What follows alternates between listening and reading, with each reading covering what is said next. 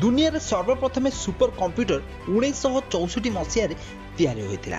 ताले आपण माने जानिछन्ती कि भारत में सबुठारु प्रथम यही सुपर कंप्यूटर किए किनिथिले?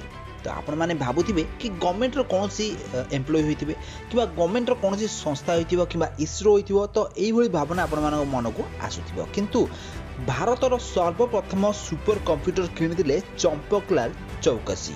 ताले 1970 मसीह से 8 कोटी टंका दे एही सुपर कंप्यूटर किनिथिले। ताले चंपकलाल चौकसी एशियन पेंट रो मालिक थिले। आ से एशियन पेंट को इंडिया रो कोण अनुकोण रा प्रत्येक डीलर मानक पाखरे पहुंचेबा पई चाहिथिले, जेउथि पई तांकू मैसिव डाटा रो एनालिसिस करबार दरकार थिला।